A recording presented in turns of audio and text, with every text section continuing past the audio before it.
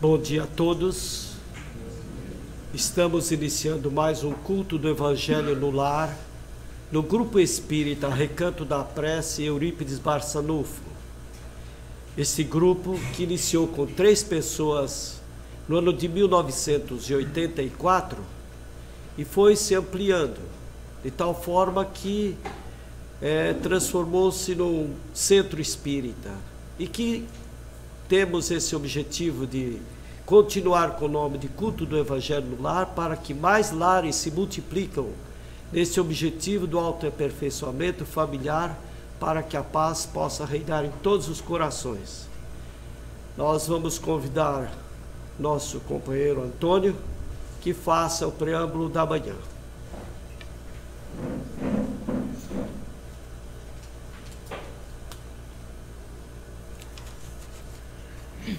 Bom dia a todas e a todos.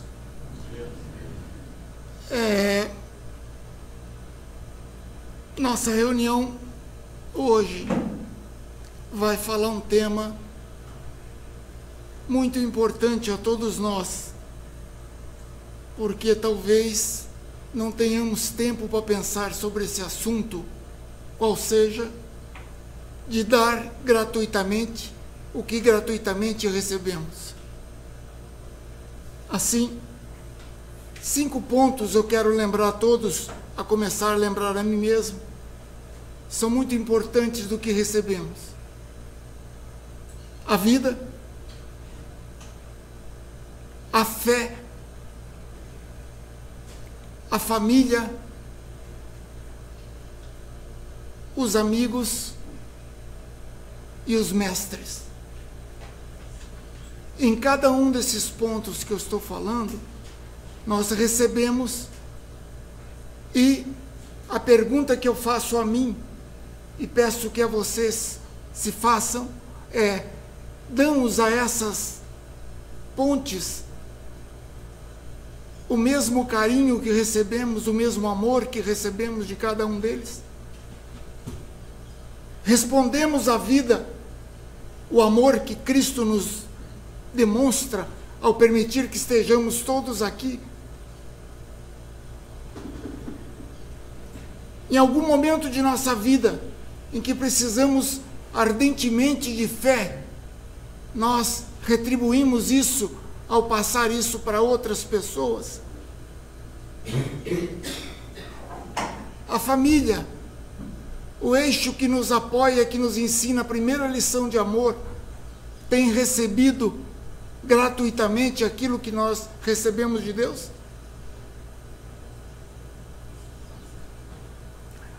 A família que construímos, ou seja, os amigos que nos mantêm caminhando, recebem todo o amor que nós temos a graça de receber dos mesmos? E eu quero citar uma coisa muito importante que ocorreu aqui, nesse recanto, alguns anos passados. A professora Maria, fazendo uma preleção há 3 anos atrás, hoje eu notei hoje de manhã esse detalhe, estava falando de Paulo,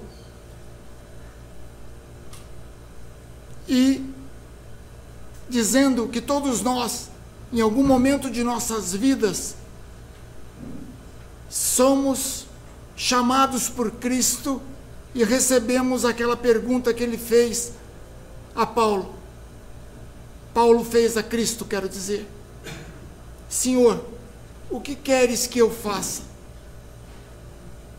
A professora Maria nos deu de presente isso há 3 anos atrás, essa pergunta, que nos momentos de desafio que eu tenho em minha vida, ou nos momentos em que eu não sei qual a melhor rota a seguir, eu penso nessa pergunta: Senhor, o que queres que eu faça? Não significa que eu consigo entender as respostas que vêm até a mim, mas às vezes que vêm, eu consigo caminhar melhor. Então é com muito orgulho que passo a vocês, é com muita alegria, uma lição que eu aprendi aqui, que gratuitamente eu recebi aqui nesse recanto. O que eu quero dizer com isso é que a todo instante, mestres, amigos, familiares, companheiros de caminhada estão nos dando presentes e nem sempre nós estamos conseguindo entender a grandiosidade disso. Possamos todos nós, nessa longa estrada da vida, das vidas, termos consciência de que a todo instante gratuitamente recebemos e assim gratuitamente devemos entregar. E, encerrando, respondendo talvez o que a professora nos ensinou há 3 anos atrás, me lembrou. Quando Paulo pergunta a Cristo: Senhor, o que queres que eu faça?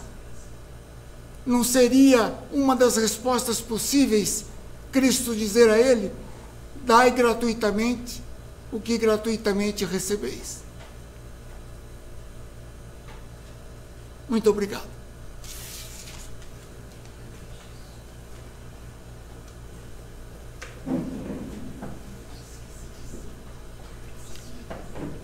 Vamos então iniciar a nossa reunião de hoje, fazendo a nossa prece, agradecendo a espiritualidade pela oportunidade de aqui estarmos, de reunirmos os nossos pensamentos e de agradecermos por esta maravilha da vida. Senhor Jesus, que as nossas vibrações de amor, emitidas aqui por todos que estamos no recanto da prece, envolva nossa cidade, nosso estado, nosso país, América do Sul, o mundo, nessa energia de amor e de paz. Que possamos, Senhor, nos preparar para sermos cada dia melhor, cada dia mais transparente e cada dia mais instrumento de renovação em todos os ambientes que estivermos. Em Teu nome, Senhor, iniciamos mais um Evangelho. Que assim seja.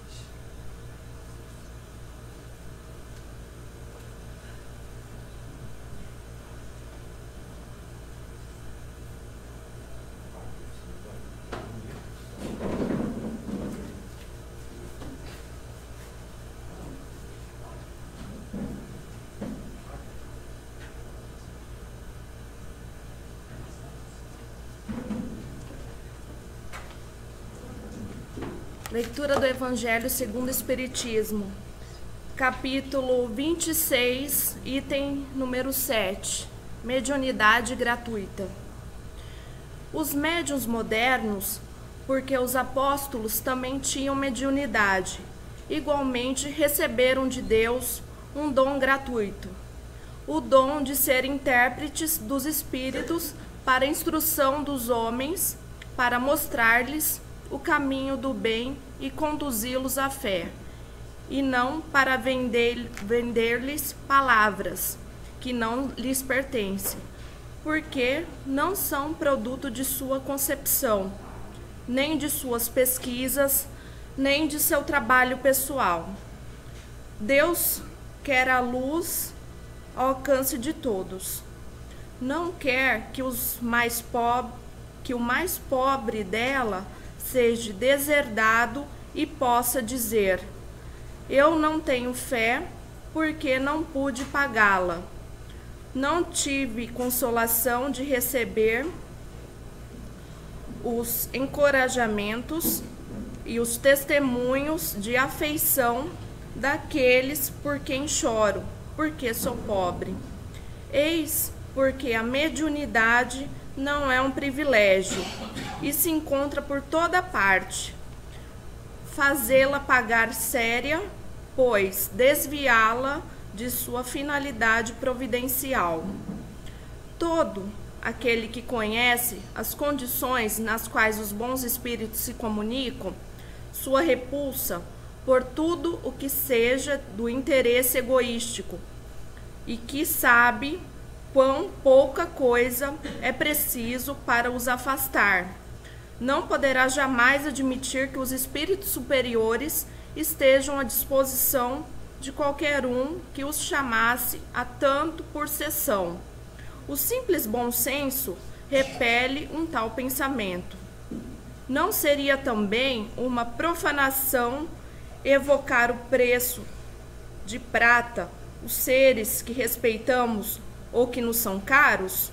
Sem dúvida, pode-se, assim, ter manifestações, mas quem poderia garantir-lhes a sinceridade? Os espíritos levianos, mentirosos, espertos e toda a multidão de espíritos inferiores, muito pouco escrupulosos, vêm sempre e estão sempre prontos para responder ao que lhes perguntam, sem que se importarem com a verdade. Aquele, pois, que quer comunicações sérias, deve primeiro pedir-lhes seriamente, depois se esclarecer sobre a natureza das ligações do médium com seres do mundo espiritual. Ora, a primeira condição para se conciliar a benevolência dos bons espíritos é a humildade e o devotamento, a abnegação, o mais absoluto desinteresse moral e material. Ao lado da questão moral, se apresenta uma consideração efetiva, não menos importante, que se prende à própria natureza da faculdade. A mediunidade séria não pode ser e não será jamais uma profissão, não somente porque seria desacreditada moralmente e logo comparada aos ledores de sorte, mas porque um obstáculo material a isso se opõe. É uma faculdade essencialmente móvel, fugidia e variável, com a permanência da qual ninguém pode contar. Seria, pois, para o explorador, um recurso sempre incerto, que poderia lhe faltar no momento em que lhe seria mais necessário. Outra coisa é um talento adquirido pelo estudo, pelo trabalho, e que, por isso mesmo, é uma propriedade da qual, naturalmente, é permitido tirar partido. Mas a mediunidade não é uma arte, nem um talento. Por isso, ela não pode tornar-se uma profissão. Não existe senão pelo concurso dos espíritos. Se esses espíritos faltarem, não há mais mediunidade. A aptidão pode subsistir, mas o exercício está anulado. Assim, não há um só médium no mundo que possa garantir a obtenção de um fenômeno espírita em dado instante. Explorar a mediunidade é, pois, dispor de uma coisa da qual não se é realmente senhor. Afirmar o contrário é enganar aquele que paga. A mais, não é de si mesmo que se dispõe, são dos espíritos, das almas dos mortos, cujo concurso é posto à venda. Esse pensamento repugna instintivamente. Foi esse tráfego degenerado em abuso, explorado pelo charlatanismo, a ignorância, a credulidade e a superstição, que motivou a proibição de Moisés. O espiritismo moderno, compreendendo o lado sério da coisa, pelo descrédito que lançou sobre essa exploração, elevou a mediunidade à categoria de missão. A mediunidade é uma coisa santa que deve ser praticado santamente, religiosamente. Se há um gênero de mediunidade que requer essa condição de forma ainda mais absoluta, é a mediunidade curadora. O médico dá o fruto dos seus estudos, que fez ao preço de sacrifícios, frequentemente penosos. O magnetizador dá o próprio fluido, frequentemente mesmo a sua saúde. Eles podem a isso por um preço. O médium curador transmite o fluido salutar dos bons espíritos. Ele não tem o direito de vendê-lo. Jesus e os apóstolos, quanto pobres, não faziam pagar as curas que operavam.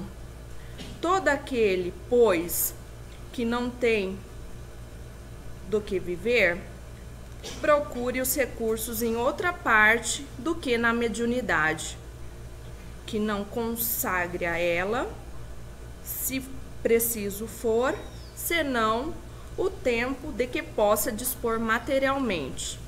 Os espíritos lhe terão em conta o devotamento e seus sacrifícios, ao passo que se afastam daqueles que esperam fazer deles um meio para subir.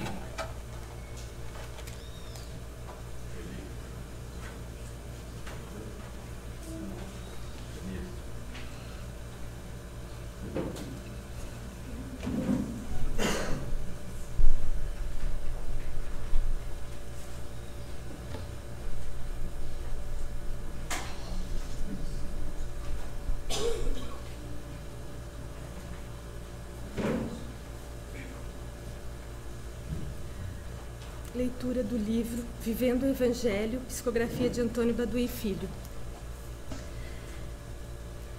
Certamente, no Espiritismo não há qualquer dúvida quanto à gratuidade do intercâmbio mediúnico. Entretanto, o médium que desempenha corretamente suas tarefas mais se dirige à providência divina e pede facilidades, atenção especial, conforto material, isenção de provas, vida sem problemas, tratamento diferenciado, caminho sem obstáculos, ausência de enfermidades, manifestações de apreço, reconhecimento público, direito à recompensa, garantia de proteção, sucesso pessoal, privilégios. Esse médium espírita, agindo assim, embora esteja recebendo nenhum pagamento daqueles que o procuram, certamente está cobrando de Deus. O médium espírita comprometido com o Evangelho de Jesus tem um roteiro a seguir. Não pensa em cobrança e tem trabalho definido. Provê a seu sustento e não deseja vantagens.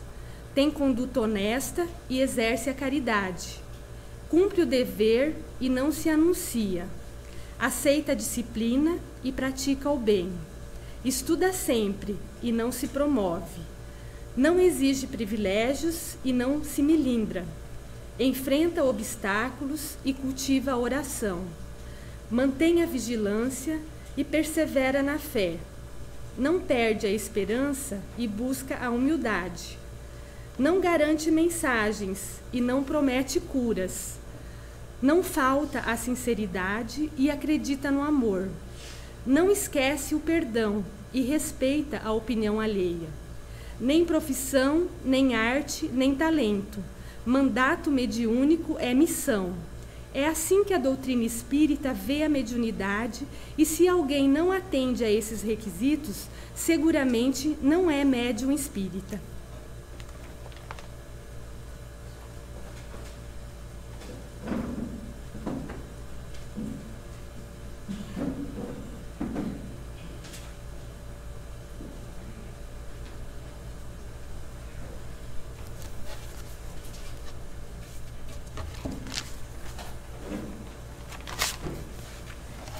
Bom dia a todos.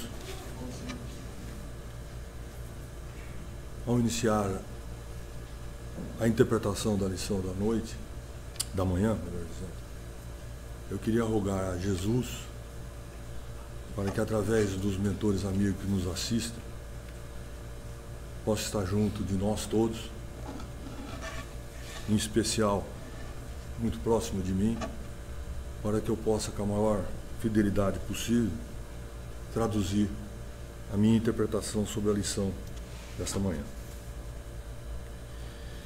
Na verdade, a lição da manhã, dar gratuitamente o que recebeste gratuitamente, está no capítulo 26 do livro do Evangelho segundo o Espiritismo,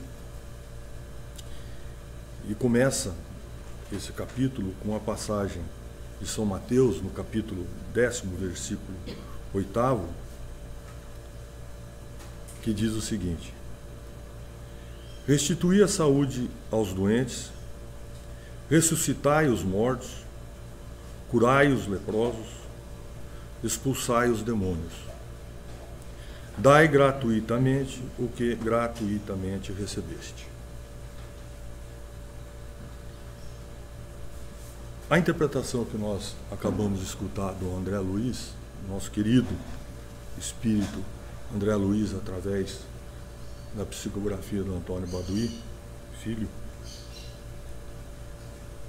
aumenta muito a responsabilidade de todos nós, na medida que coloca que se a gente cobra, ou pelo menos pensa que é uma forma de cobrar,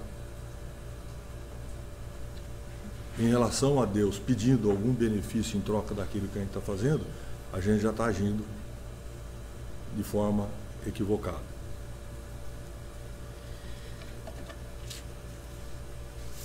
E talvez a gente poderia também pensar numa atitude bastante própria de nós todos, que estamos ainda muito relacionados com o mundo material,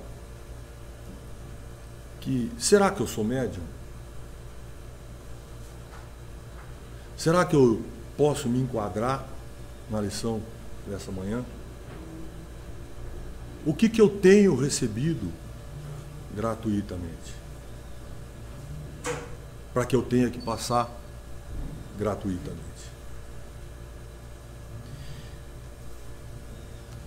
Na pergunta do Livro dos Espíritos, que é da codificação da básica da doutrina espírita, da questão 456 até a 469, tratam basicamente e bem fortemente daquilo que a gente está tratando nessa manhã. Como também no livro O Consolador, de Francisco Cândido Xavier, também psicografia do Emmanuel, na pergunta 383, que é feita da seguinte forma: é justo considerarmos todos os homens como médiuns? Emmanuel responde da seguinte forma: todos os homens têm o seu grau de mediunidade, nas mais variadas posições evolutivas. E esse atributo do espírito representa ainda a alvorada de novas percepções para o homem do futuro, quando, pelo avanço da mentalidade do mundo, as criaturas humanas vão alargar-se à janela acanhada dos seus 5 sentidos. É o primeiro indicativo que nós todos somos médiuns. Todos nós.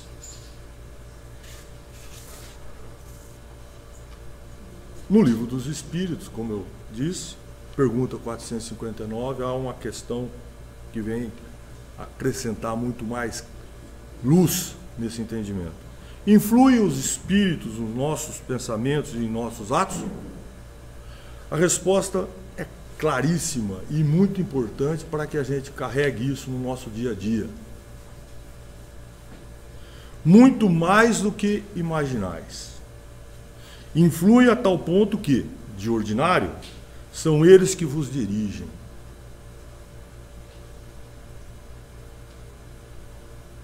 Aí cabe uma reflexão pronta, imediata. Se é nesse nível o intercâmbio de nós todos, porque primeiramente Emmanuel falou que nós todos somos médiuns. E anteriormente, lá nos primórdios do Espiritismo, na codificação da doutrina, né, nós temos que essa influência, esse relacionamento é direto. Como que a gente tem que proceder, então? Porque quem ganha pode ganhar coisa boa, um presente bom, como também pode ganhar algo que não é tão bom assim. E é evidente que a condição nossa de homem no processo evolutivo, de crescimento espiritual, nós estamos querendo ganhar algo de bom. E algo de bom só nos é dado pelos espíritos evoluídos, os espíritos de luz. E como que a gente faz, então, para só receber esse tipo de influência? Nós temos que cada vez mais estarmos vinculados à doutrina de amor que o Cristo nos ensinou por sua passagem aqui na Terra. É muito difícil, é lógico que é, porque ainda predomina no nosso íntimo a vontade de permanecer com os pés na terra. É o que dá prazer. Mas é um prazer que nós sabemos momentâneo. O prazer eterno é o da vida eterna que nós queremos e buscamos através da evolução contínua, de cada vez mais estarmos próximos a Deus, que é perfeito. Então, para isso, nós precisamos, sim, estar cada vez mais vinculados aos ensinamentos que nos foram deixados por Jesus Cristo. E estão cada vez mais próximos de nós, na medida que a gente se predispõe a isso, através da espiritualidade amiga. É assim que se processa. Nós, como a doutrina espírita nos ensina, através do livre-arbítrio, quer dizer, da nossa manifestação íntima, em querer acertar, em prosseguir no bem, nós podemos fazer essa opção e cada vez mais ganhar. E nós temos obrigação pela lição da manhã, que tudo que a gente ganhar nessa sequência, nessa evolução, a gente tem que estar passando para frente. Mas de que forma? Na mesma condição que a gente receber? Nem sempre.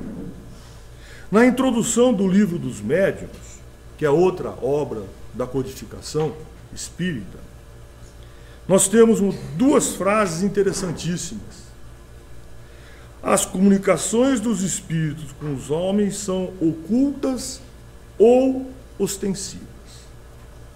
As ocultas se verificam pela influência boa ou má que exercem sobre nós a nossa revelia. Agora, é evidente, a nossa revelia, é evidente que, se nós tivermos com o nosso pensamento, se nós estivermos com o nosso padrão vibratório voltado para o bem, os nossos irmãozinhos menos esclarecidos não vão conseguir se aproximar de nós.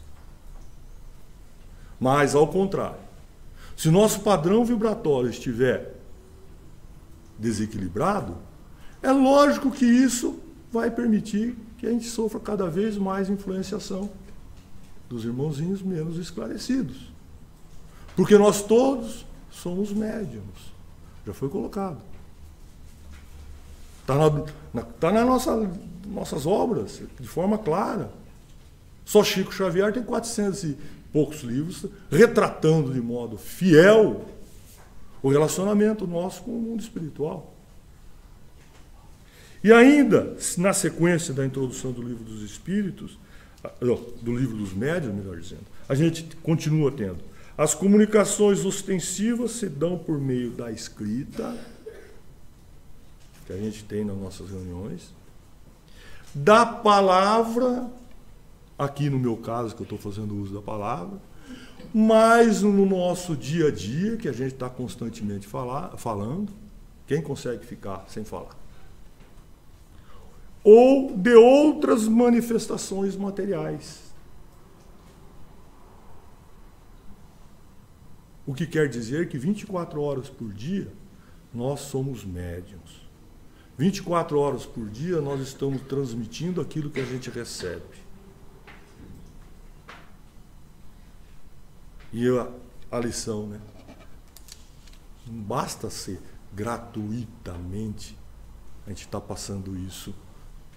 Nós temos que passar os ensinamentos, nós temos que passar os ensinamentos cristãos que a gente recebe. Esse é o verdadeiro compromisso nosso. E para finalizar, no livro Caminho, Verdade e Vida, de Chico Xavier, ditado também pelo Espírito Emmanuel, na lição 156, intitulada Intuição, que é uma parte, né, da segunda epístola de Pedro, capítulo 1, versículo 21, diz assim: porque a profecia jamais foi produzida por vontade de homem algum, mas os homens santos de Deus falaram inspirados pelo Espírito Santo. Emmanuel interpreta um trecho razoável, mas eu vou fazer apenas a leitura de duas frases, que cabe bem no meu modesto entendimento naquilo que a gente está vendo hoje aqui. Todos os homens participam dos poderes da intuição no divino tabernáculo da consciência e todos podem desenvolver suas possibilidades nesse sentido no domínio da elevação espiritual. No domínio da elevação espiritual. Quer dizer, intuição nós todos temos, mas a gente tem que utilizar essa intuição para nosso crescimento espiritual. Não são fundamentalmente necessárias grandes manifestações fenomênicas. Não adianta a gente querer, né? Da mediunidade para que se estabeleçam movimentos de intercâmbio entre os planos visível e invisível. Quer dizer que nas menores atitudes, nas mais simplesinhas, existe esse intercâmbio e a gente pode estar passando aquilo que a gente recebe para o irmãozinho mais necessitado. E realmente, para concluir, a faculdade intuitiva é instituição universal. Através de seus recursos, recebe o homem terrestre as vibrações da vida mais alta, em contribuições religiosas, filosóficas, artísticas e científicas, ampliando conquistas sentimentais e culturais, colaboração essa que se verifica sempre, não pela vontade da criatura, mas pela concessão de Deus. Tenham todos um excelente final de semana e que, encarnados ou desencarnados, estejamos aqui no próximo sábado. Obrigado.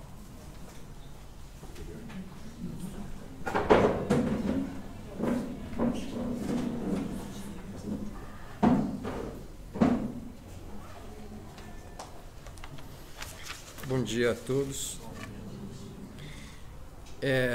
Com esse tema, eu fiquei imaginando que a importância que ele já deveria ter há 2000 anos atrás, para que Jesus fosse tão enfático. ao dizer: dai gratuitamente o que gratuitamente recebeste. A importância que continuou tendo há 150 anos para que Kardec contemplasse o tema no Evangelho segundo o Espiritismo. E num mundo atual, onde vivenciamos um consumismo algumas vezes desenfreado, eu acho que essa lição se torna ainda mais importante. Eu me lembro de uma propaganda na televisão que diz assim que o dinheiro compra quase tudo e aquilo que ele não compra, você usa o cartão de crédito. Mas se a gente pensar e analisar, as coisas verdadeiras e profundas não se compram e não se vendem. O amor, a amizade, não há dinheiro que pague, não há forma de se vender. E eu creio que a mediunidade também faz parte desses valores, desses atributos profundos e verdadeiros, que não se vende e não se compra. Jesus não somente recomendou, como também o tempo todo exemplificou em tudo que fez. Ele vivia aquilo que ensinava, né? E em nenhum momento ele ou os seus discípulos, que eram todos muito simples, muito pobres,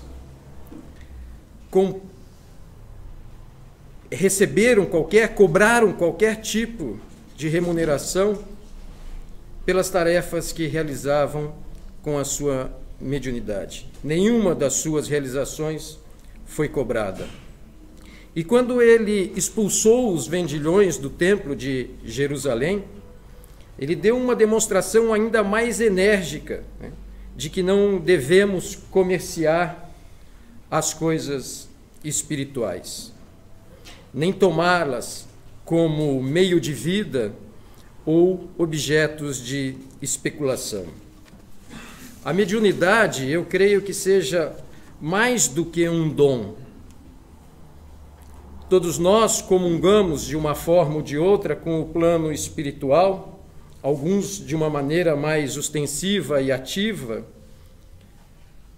e é uma aptidão que recebemos de maneira gratuita. Mas alguns de nós podemos perguntar assim: mas a minha vida, a força que eu tenho, a inteligência que eu tenho, também recebi de maneira gratuita. E uso a minha vida, a minha força, a minha inteligência na minha atividade profissional e sou remunerado para isso. Mas ao cobrar pelo trabalho físico ou pelo trabalho intelectual, estamos fazendo, na verdade, um trabalho, uma permuta para atender às nossas necessidades terrenas, as nossas e a dos outros. É sempre uma permuta. Eu ensino ou eu projeto, um outro cuida da minha saúde, um outro produz alimentos, um outro vende livros, um outro distribui notícias. Cada um troca o seu próprio trabalho pelo trabalho de outros, de acordo com a sua aptidão ou capacidade. Mas a mediunidade não é um trabalho material e, portanto, ela não pode ser colocada no plano do comércio ou da profissão. Em primeiro lugar, porque se a mediunidade fosse cobrada,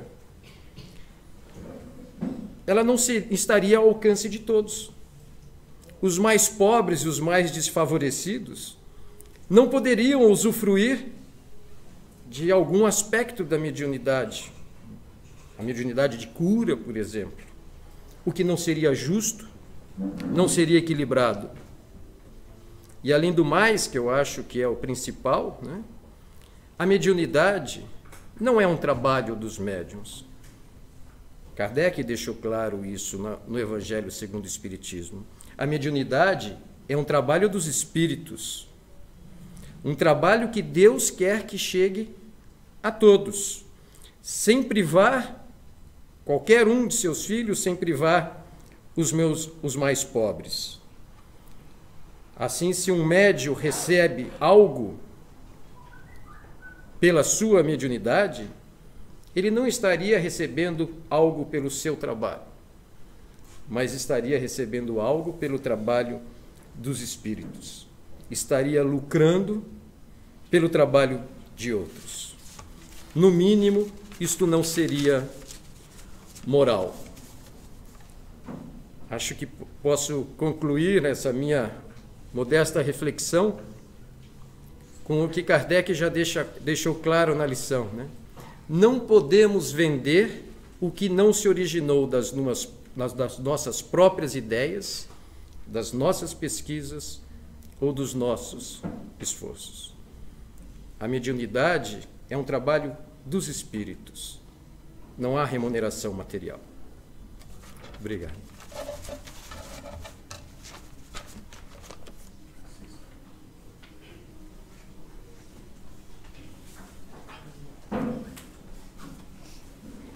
Bom dia a todos, que a paz do Mestre Jesus possa nos envolver. Eu quero pedir desculpa que eu estou um pouco afônica, né? Mas quando eu pensei em ligar para o seu Carlos e falar que eu não poderia, a minha filha lembrou que a Dona Maria muitas vezes já veio aqui também afônica e deu o recado.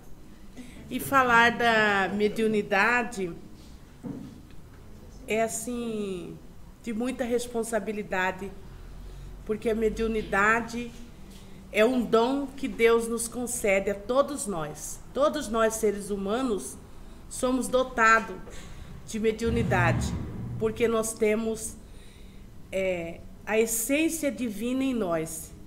E Deus, pela sua infinita misericórdia, nos dotou. Uns, elas estão mais afloradas, em outros, um pouco aflorada. Mas todos nós podemos exercer a mediunidade, e gratuitamente, porque nós recebemos de Deus todas as condições necessárias para exercer a mediunidade. Seja no falar, seja no ouvir, seja na ação de semear o bem, de plantar o amor, de caminhar em busca da paz pelo nosso planeta. Então, para mim, mediunidade, ela tem que ser sempre gratuita. E todos os dias, todos os momentos, nós temos oportunidade de exercer essa mediunidade. Seja na nossa casa, seja no nosso trabalho, seja no meio em que estamos, em qualquer lugar que estivermos inseridos, nós temos oportunidade de exercer e doar gratuitamente. Porque Jesus, quando veio aqui, ele doou sempre, nunca cobrou nada de ninguém. E nunca perguntou a ninguém qual era a sua religião, de que país você era. Todos que chegaram perto dele foi recebido e foi bem tratado e foi auxiliado. Então, o exemplo maior é Jesus. E depois, voltando aqui para nós, aqui no Brasil, que nós tivemos a oportunidade de conhecer uma pessoa que sempre foi amor, que é o Chico.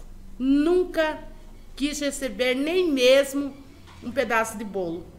Que um dia eu li uma história em que ofereceram e ele soube muito bem, assim, disfarçar aquela atitude, né? E falando que no momento ele estava sem condições para consumir aquele bolo, porque ele sentia que estava sendo uma maneira de retribuir por algo que ele achava que ele recebeu de Deus e que ele não tinha oportunidade. Ele não tinha nem a necessidade de cobrar algo. E eu gosto de escrever, eu vou ler aqui o que eu escrevi, alguma coisa. Mediunidade é amor em ação, é Jesus no coração, a serviço do irmão, conjugada com instrução, a servir com ação, no bem com educação. Mediunidade é Jesus, é caridade e fraternidade doada ao irmão necessitado. É servir para instruir, direcionada para o bem, é ouvir as orientações que vêm do além. Mediunidade é evolução, é o chamado para o bem, é ensinar a doar, é amar sem distinção, a orar com emoção. É amor em ação, inspirada pela oração, no perdão e na redenção, auxiliada para servir ao irmão. Mediunidade é vivência evangélica, é a fé raciocinada, é humildade e devoção. Muito obrigada.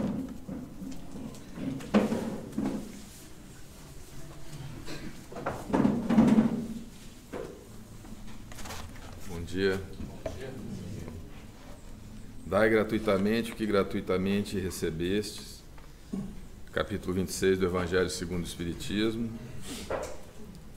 Nessa passagem de Mateus, restituí a saúde aos doentes, ressuscitai os mortos, curai os leprosos, expulsai os demônios, dai gratuitamente o que gratuitamente recebestes. Jesus deixou para todos nós uma orientação para que a gente fizesse bom uso da oportunidade de trabalharmos como médiuns aqui nessa encarnação. E a mediunidade faz parte da nossa vida ao longo do tempo. A gente vê vários registros. Nós vemos Moisés, na primeira revelação, recebendo orientações do alto, ouvindo vozes, seguindo essas orientações para libertar o povo hebreu do Egito, atravessando o mar, levando o povo ao longo do deserto, recebendo os 10 mandamentos do alto. E o que ele recebeu por esse trabalho aqui na Terra? 40 anos no deserto, de sofrimento, de luta. A gente fala assim com essa simplicidade, mas a gente não sente o que seria 40 anos no deserto. Às vezes a gente passa um desconforto aqui de uma temperatura um pouco maior ou menor e já sente muito. Imagina 40 anos no deserto, onde de manhã, de dia é calor e de noite é frio. A temperatura alterna rapidamente. Então Moisés, na primeira revelação, deixou registrado na história esse exemplo de dedicação em nome de Deus. Depois vieram os profetas anunciando a vinda do Messias, anunciando algo mais além da vida material, e receberam perseguição, foram mortos, foram levados de volta ao plano espiritual. Aí vem Jesus, na segunda revelação, trazer lições maravilhosas que até hoje nós seguimos, e sem escrever nada deixou marcado na história muita orientação que nos serve hoje de guia. Quando ele fala aos seus apóstolos para que sigam adiante levando a mensagem que ele veio trazer, mas que façam de graça, que não cobrem nada, que não faça aqueles que a recebam terem que remunerar. Jesus curou paralíticos, fez cego enxergar, limpou leprosos. E o que ele falava? A tua fé te curou. Ele nunca disse, eu te curei. Muitas vezes nós nos vangloriamos de algumas coisas que fazemos e queremos ser reconhecidos por isso. E muitas vezes nós não temos mérito nenhum. Jesus, que tinha todos os méritos, se colocava na condição de médium. A tua fé te curou. O meu Pai, sempre se dirigindo ao Pai e não se colocando na posição ali de responsável por tudo aquilo que acontecia.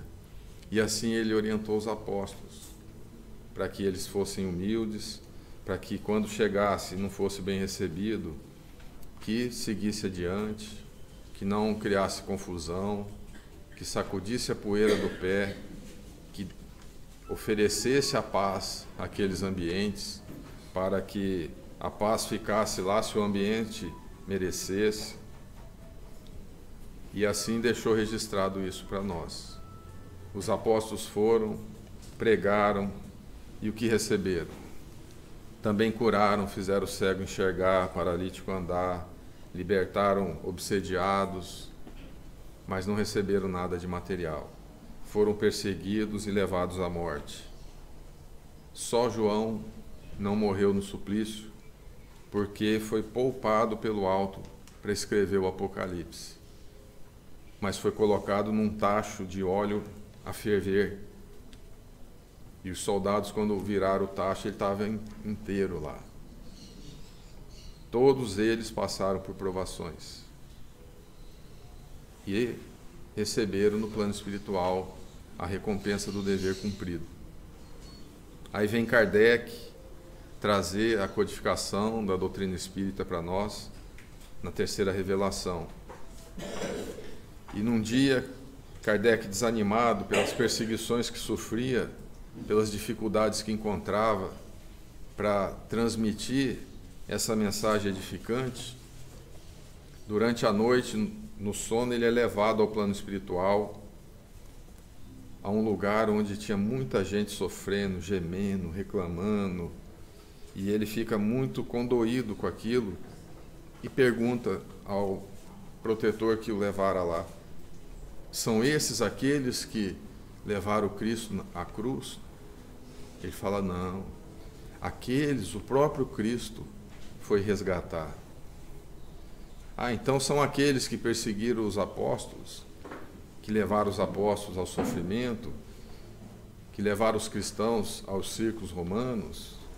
Não, a grande maioria daqueles já se redimiram na sequência das encarnações.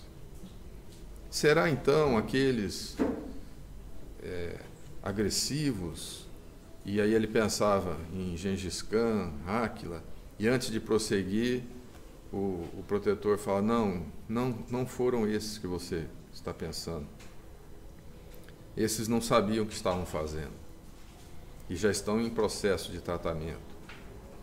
E antes que ele questionasse sobre mais alguém, ele falou: puxa, então quem será que são esses? E aí o benfeitor falou: esses são os médiuns falidos. São os médiuns que chegaram na Terra e não conseguiram exercer a sua atividade. E retornam ao plano espiritual arrependidos e entram numa faixa de vibração e vêm parar aqui, mas estão todos em tratamento. E aí ele volta para o corpo lembrando disso e continua o trabalho dele. Ele estava para desistir. E aí ele ganha uma injeção de ânimo e continua o trabalho dele. E deixa aí para nós essa doutrina maravilhosa, que na sequência vieram outros médiuns dedicados, como Chico Xavier, que psicografou mais de 450 livros sem receber um centavo para si mesmo. E deixou aí esse registro, que talvez nós levemos aí umas 2, 3 encarnações para poder ler tudo e conseguir fazer uma boa interpretação. As mensagens estão aí para nós, para que nós leiamos. Numa dessas histórias de Chico Xavier, através de Irmão X, narra de uma pessoa que, no plano espiritual, muito arrependido por ter aproveitado mal o tempo na encarnação anterior, ter prejudicado muita gente, e ele, na colônia onde estava em tratamento, começa a pedir para as pessoas ali que cuidam dele, para os enfermeiros, que ele queria uma ajuda, ele queria voltar para a Terra, ele queria se redimir, porque ele tinha feito isso e aquilo, e ele enumera lá tudo que ele tinha feito de negativo. E aí eles falam: olha, nós não temos autoridade para fazer isso. Nós estamos aqui para cuidar de você. Ele fala: então eu vou escrever uma carta para Jesus. E aí ele escreve uma carta para Jesus. E o enfermeiro fala: mas como nós vamos endereçar essa carta? Eu vou passar para o líder aqui da colônia. Aí o líder vai conversar com ele e fala: olha, meu irmão, nós estamos muito distante de Jesus, mas eu vou passar para os meus superiores. Vamos ver o que eles dizem. E assim a carta foi, e um tempo depois volta uma resposta. Na carta ele dizia assim: por eu ter feito, e aí relacionava o que ele tinha feito. Eu quero retornar na terra com restrição na visão. Quero nascer cego. Por eu ter feito determinada coisa, eu quero voltar abandonado pela minha família. Por eu ter feito tal coisa, eu quero voltar e ter dificuldade no meu trabalho. E assim ele ia colocando e já dando a sentença, através da qual ele entendia que ele iria se redimir daqueles erros. E era tanta coisa ruim que ele pedia para ele, que provavelmente ele não daria conta. E aí a resposta vem assim: repete tudo que ele tinha escrito. Você que pede para vir assim porque fez tal coisa, você que pede, não será necessário isso. Você vai ser matriculado na escola para se preparar para a reencarnação e vai nascer médium.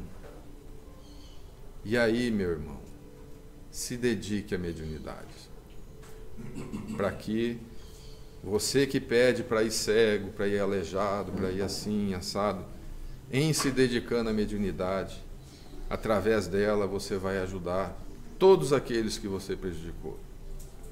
A espiritualidade vai colocar no teu caminho de médium aqueles com os quais você precisa se redimir. Ele falou, mas então não vou precisar vir cego, não vou precisar vir assim. E ele falou, puxa, então que beleza. E foi para a escola de médium. Estudou por cerca de 100 anos no plano espiritual. E aí reencarnou médium. Reencarnou, aos 30 anos despertou a mediunidade nele. E ele passou a estudar e trabalhar e dedicar. E para não alongar muito, numa determinada noite, os espíritos, procurando um médium para atender uma pessoa necessitada que estava a ponto de suicidar, lembraram. Lembra do fulano que pediu para nascer assim? Vamos arrumar um jeito de alguém lá chamá-lo. E aí intuíram a mãe de uma jovem que estava a ponto de suicidar, que não era espírita. Ela foi intuída, foi lá bater na porta do médium para que ele fosse lá dar um passe. E aí, se ele fosse, os espíritos iam atuar através dele e tentar administrar ali os irmãos que estavam intuindo aquela jovem ao suicídio. E era um dia que estava chovendo e ele não foi. Ah, está chovendo, vamos deixar para amanhã. Passa aqui amanhã que eu vou. Já é tantas horas, hoje eu estou cansado, ainda nem li o meu jornal, e não foi. E aí, encerrando a história, o irmão X narra que aquele que pediu para vir assim, assim, assim, assim, veio o médium, mas no momento de dar a sua demonstração de fé, ele falhou. Provavelmente vai se redimir em outro momento. Então, nós estamos aqui na Terra com acesso a toda essa literatura espírita, não é por acaso, é compromisso. Por mais que a nossa mediunidade nos proporcione a admiração de alguns, é compromisso, não passamos de indigentes do passado. Fizemos muita coisa errada e agora temos a oportunidade de nos redimir. E ainda às vezes queremos cobrar por isso. Como fala André Luiz nessa leitura, queremos facilidades, atenção especial, conforto material, isenção de provas, vida sem problema, tratamento diferenciado, caminho sem obstáculo, ausência de enfermidades, manifestações de apreço, reconhecimento público, direito à recompensa, garantia de proteção, sucesso pessoal, privilégios. E André fala, nós estamos cobrando de Deus. Não estamos pegando dinheiro, mas a gente está cobrando de alguma forma facilidades para exercer a mediunidade, que é uma bênção do alto, para que a gente supere erros do passado. Então que nós tenhamos noção disso, que temos um compromisso grande e que devemos nos empenhar. A história mostra Moisés, os profetas, os apóstolos, Jesus, todos se sacrificando para trazer essa orientação para nós. Os primeiros cristãos iam por circos romanos, os primeiros médios foram para a fogueira. Hoje nós não precisamos ir para o circo romano, não precisamos ir para as fogueiras. Hoje o desafio é a gente vencer a preguiça, a gente vencer a influência material, o egoísmo, o orgulho, a vaidade, e nos colocarmos como instrumento de verdade. E chegar numa tribuna, numa mesa mediúnica, numa psicografia, se entregar ao alto e falar: estou aqui, Senhor, para trabalhar, para servir. O médio de sustentação, vocês não imaginam o trabalho que vocês fazem sentado aí, quando vem preparado para isso. A espiritualidade usando as vibrações amorosas de cada um para atender irmãos desencarnados que aqui são trazidos para se restabelecerem. Talvez médiuns que faliram estão aqui recebendo essa vibração amorosa de cada um, de todos nós. Então que nós consigamos vencer a nós mesmos e nos colocarmos à disposição do alto em cada momento do dia, dentro da nossa casa, no ambiente de trabalho, no ambiente social, no trânsito, na casa de oração, onde for, que nós sejamos médiuns de Jesus, que nós sejamos instrumentos do bem e levemos adiante essa mensagem edificante, esse entendimento da vida após a morte, esse entendimento de que nós estamos aqui de passagem, temos um grande compromisso. Quem sabe quando voltarmos ao plano espiritual, aí sim recebamos o pagamento, como o Dr. Bezerra de Menezes. Quando chegou ao plano espiritual, foi acordado por Celina, emissária de Maria Santíssima. E ao acordá-lo, ele ouviu um burburinho. Ele falou: o que é isso, Celina? Venha ver, Dr. Bezerra. Uma multidão de espíritos recepcionando ele no plano espiritual, por todo o bem que ele fez aqui na Terra. Queira Deus que tenha pelo menos uma alma boa no plano espiritual nos esperando quando nós desencarnarmos. Muita paz.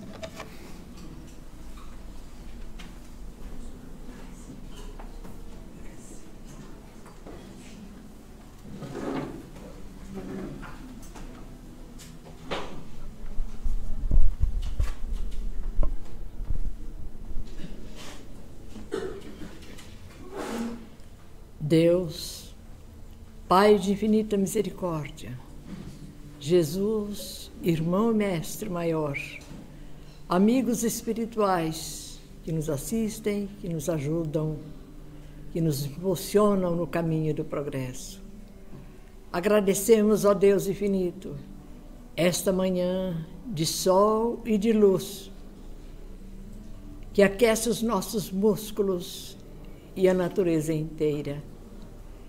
E agradecidos também, profundamente agradecidos estamos, Senhor, pelas lições de amor que recebemos neste ambiente de estudo Eurípides Barçanufo. Obrigada, Senhor, pelas lições que nos esclarecem, que nos orientam, que nos direcionam. Obrigada, Senhor. Ao mesmo tempo em que agradecemos, também nós queremos vos pedir ajuda, paz e misericórdia à humanidade inteira, Senhor, aos velhinhos que não têm lar, às crianças que não recebem um afago de pai ou de mãe, aos viandantes perdidos pelo mundo, aos que estão sofrendo em hospitais, os que padecem, Senhor, as penas em presídios. Enfim, Senhor, onde houver uma dor, onde houver um suspiro de dor e de ais, que aí a vossa misericórdia possa permanecer.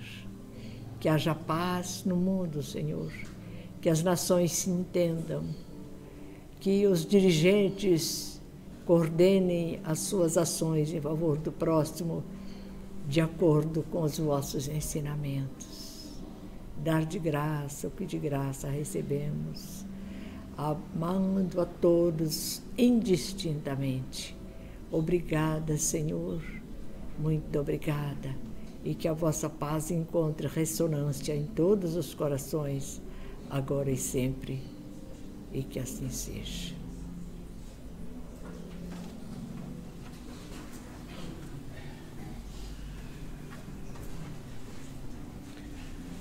Nós, antes de fazermos o sorteio da mensagem que será estudada, da lição que vai ser estudada no próximo sábado, nós gostaríamos de convidar a todos para o dia 12 de outubro.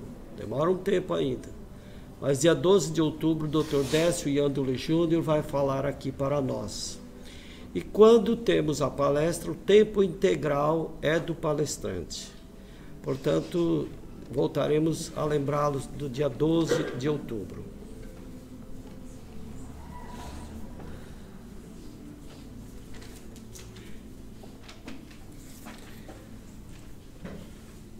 O tema para a próxima reunião é capítulo 15, fora da caridade não há salvação. Item 8, fora da igreja não há salvação, fora da verdade não há salvação. Esse é o tema para o próximo sábado. Agora nós vamos convidar o nosso companheiro Luiz Fernando para ler a mensagem que foi recebida durante a reunião.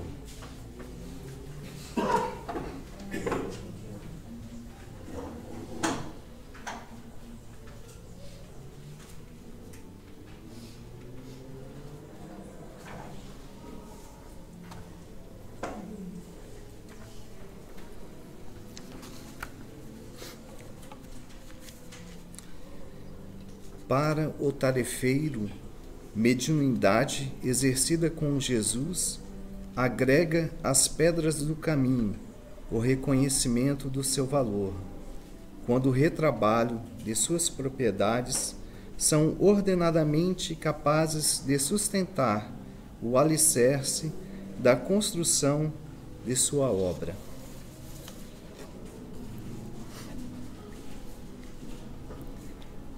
Acreditamos que os encargos da mediunidade são devidamente compensados pela divina providência, de tal forma que, ao final da jornada, a somatória das experiências vivenciadas pelo exercício da mediunidade com Jesus sinalizam para a riqueza do tesouro das amizades conquistadas, da satisfação íntima, da superação de nossas limitações, sempre com o auxílio e o amparo daqueles que confiaram as suas dores, as suas lutas, os seus anseios e suas desilusões, para que a oportunidade do trabalho se apresentasse em nosso caminho. Dessa forma, fico a imaginar como estaria hoje sem as bênçãos do exercício da mediunidade com Jesus. Muita paz e, naturalmente, muito trabalho na reconstrução de nossas dívidas. Jesus nos abençoe e ampare.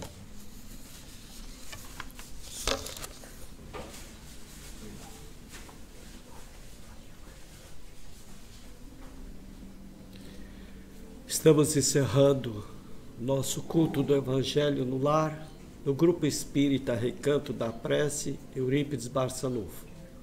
Somos perseverantes. A imagem e o som, que estava tudo perfeito, testado hoje cedo ainda, desapareceu. Fizemos de tudo. Tudo que vocês possam imaginar foi feito. A imagem não veio, a internet não funcionou. Foi tudo gravado, vai ser colocado, vai ser disponibilizado no blog e na internet, depois também pelo Facebook, vai estar lá, para que as pessoas possam assistir. Não sabemos o porquê, mas nós somos teimosos. Durante esta semana inteirinha eu estive em busca de técnicos para deixar algo perfeito. Os 2 técnicos que sempre nos atenderam não puderam nos atender de forma alguma, embora houvéssemos insistido. Mas Deus sabe o que tem que ser e como tem que ser. Nós vamos prosseguir sempre, sempre. Muito obrigado a todos, tenham todos um bom dia.